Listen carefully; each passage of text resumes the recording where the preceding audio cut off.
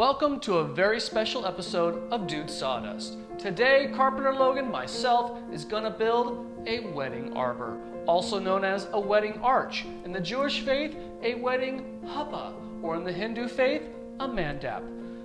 Different faiths and different cultures do these types of things for their weddings. This is where the ceremony is going to take place, where the bride and groom will stand underneath. So, obviously, someone's getting married, and you're probably wondering who. Well, here's a little story about me and where I come from. About 16, 17 years ago, I met my wife, Amy. At the time, she had 5 kids, was recently divorced, and we started dating. I had no children, I was 25 years old, and the world was my oyster. Well, we fell madly in love, and with her came 5 kids.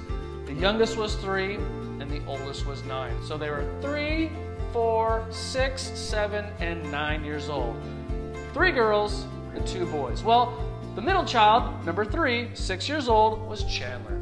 Chandler has been a son to me for the last 17 years, and now he's getting married. His beautiful bride, Ryanne, has asked me to build this wedding arbor or wedding arch for their wedding, and this is where they're gonna get married. So we're very excited about this. She gave me a picture of what she wants. She said it doesn't have to be exactly like that. I'm gonna try to take that picture and maybe make it a little bit better.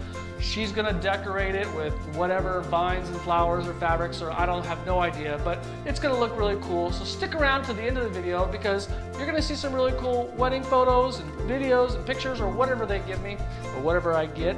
And we're gonna make this a really cool project. So stick around, here we go. I find that 4x4s when cut down to a smaller size but bigger than a 2x4 actually look really good. Here, I'm cutting down my 4x4s to about 3 1/4 by 2 1/2. I find that this size really gives an attractive appeal to outdoor projects. Then I run all of my wood through my brand new DeWalt planer. After you run them through this planer, these boards are so smooth and ready to use. I am so thrilled that I just got it. Had to try it out.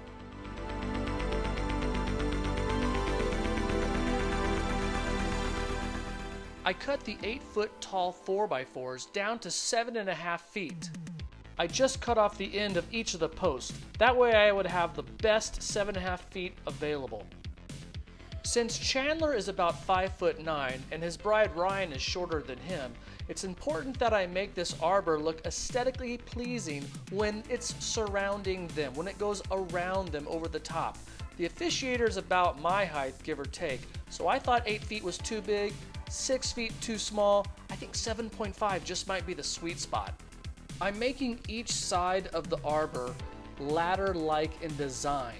Each of the ladders is going to have 4 steps. Those steps are cut from 2x4s.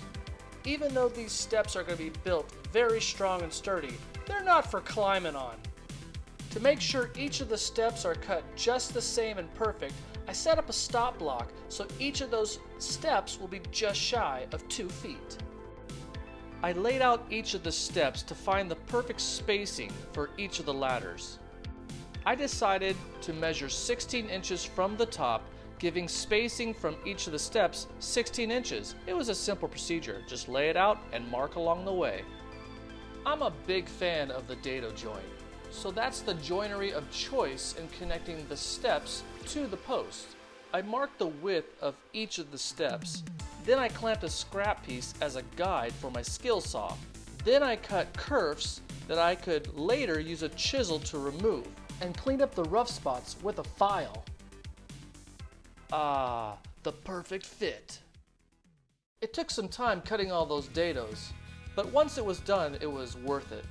I laid everything out without glue just to make sure everything was square and fit properly. I laid down brown construction paper as a barrier to protect the cement from the glue.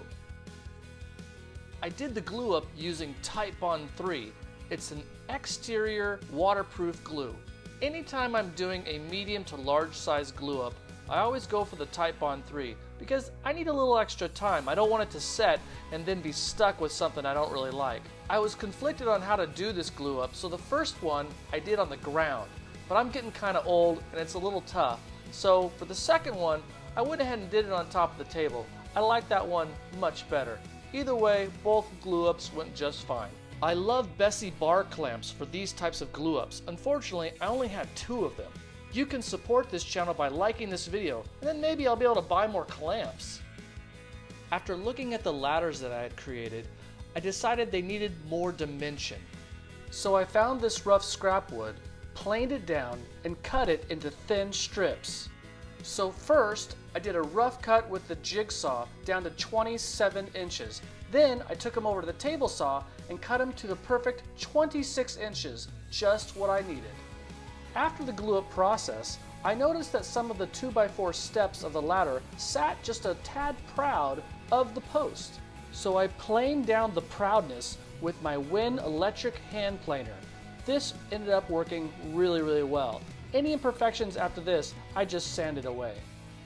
I used the same process to cut those dado joints, but this time I decided to use my miter saw. I set the depth stop on the miter saw to about 2 inches, maybe a little less. That way each of the cuts would be the exact same depth. Before I glued it up, I wanted to make sure it fit just right. And it fit just right. When gluing the cross beams to the top of the ladder, I made a little bit of a mistake. I ended up putting glue where there would be no attachment from the cross beam. I should have put the glue on the cross beam and not on the ladder, and I would have avoided that mistake altogether. Because pine is a soft wood, when using F-style clamps, it can leave an indentation in the wood, so I used scrap pieces as a buffer both top and bottom, along with some parchment paper so the glue wouldn't stick to the wood.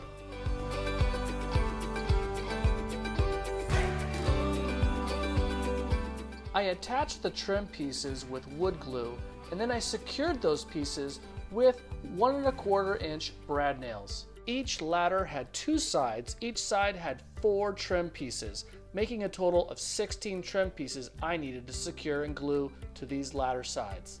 I must say, adding these trim pieces to the sides of the ladder steps really added an extra layer of aesthetic appeal. Now it's time to build the roof of the arbor. Once again, I used dado joints. I love the dado joints, especially in this application, because it gives it kind of a Lincoln log sort of appeal. This arbor is gonna be fairly large, so I need to be able to transport it easily. I'll need to be able to assemble it on site and take it down and return it to my home. That being the case, these dado joints need to be a little bit larger than perfect because I don't want any issues putting it together and taking it down. So there's gonna be a little bit of a gap. Instead of using a chisel this time, I discovered a new technique with my miter saw. By sliding the piece back and forth with the miter saw at the bottom of the depth stop, that allowed to get rid of that excess material. Then I followed it with the file. Preparing the cross beams for the roof is pretty much the same process. Once again, I cut dado joints for the support pieces. Instead of doing 4 support pieces like I did on the ladder post, this time I decided just to go with 3. I'll spare you the hassle of watching me cut even more dado joints. It's pretty much the same process, just rinse and repeat. But these support pieces I wanted to stick out past the beams to give it a little bit of an appeal. I used 2 pieces of scrap wood to make sure the spacing was just right as far as the distance they stuck out from the support beams. This glue-up wouldn't have been possible without the help of, oh, there's Jonas. He's our little Easter egg. In every video I try to showcase him and his funny faces. I used 2.5 inch lag bolts to fasten the top piece to the side piece. This is just a test fitting. Don't worry, I added washers in the final assembly. I decided to put support pieces at each of the 4 corners that would be cut at 45-degree angles. I decided Kirkland tuna was the best way to provide those curves. So I traced an outline and cut off the big chunks with a jigsaw. I used my rigid oscillating edge belt spindle sander to fine-tune those sweet, sweet curves. This is one of my new favorite tools and I look for any opportunity to use it. To attach the angled support pieces, I used 3.5 inch lag bolts. Drilling the recessed holes with the Forster bit was a little tricky. I had to start by drilling perpendicular to the board, and then as I got into the board, turning the drill at an angle so I could get it perpendicular to the other board. If I had to do it all over again, I would have used a larger Forstner bit. It just makes it much more easy when you're trying to put those lag bolts in and out during assembly.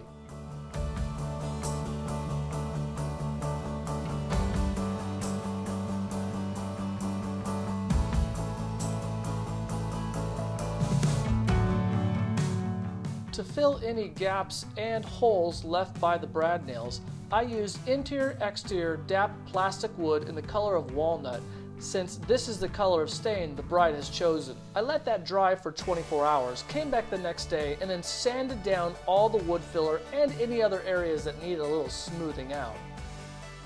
The arbor is now ready for the staining process. I always use pre-stained wood conditioner before any staining process begins. I don't have a favorite brand, but I do like Varathane. After using a foam brush to apply the wood conditioner, I wipe off all the excess wood conditioner with a rag. For this project, Special Walnut was the wood stain color of choice. I always like applying my wood stain with a rag. I find that it goes on easy and smooth with this method. Once all the stain is covering the entire project, I follow by wiping off the excess with a new rag. Once that's complete, I can't complain about how it looks. It always looks great.